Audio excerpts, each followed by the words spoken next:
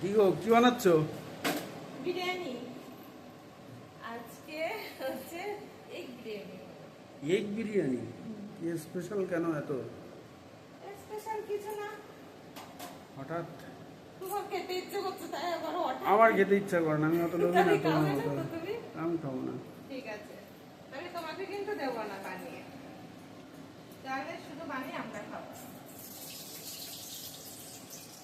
আজকে এগ বিরিয়ানি হবে আর চিকেনটা আলাদা করে এই যে দিয়ে রেখেছি এখানে, চিকেনটা আলাদা করে কষা হবে। চিকেন কষা হ্যাঁ, আর বিরিয়ানি? চিকেন কষা। চিকেন আর- চাপ বানাও তাহলে।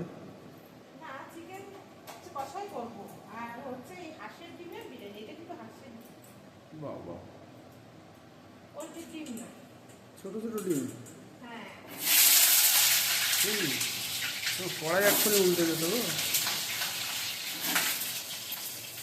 যেহেতু মা খাবে না ওর জন্য আমি করছি। মা তো মুরগির ডিম খায় না আর চিকেনও খায় না। আগের দিন চিকেন বিরিয়ানি বানিয়েছিলাম।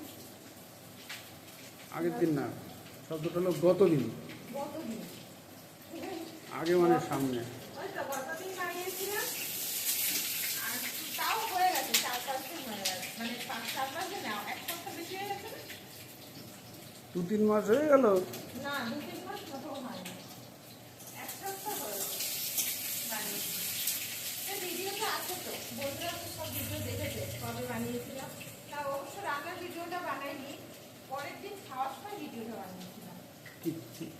বুঝেছো? রান্নার ভিডিওটা করি।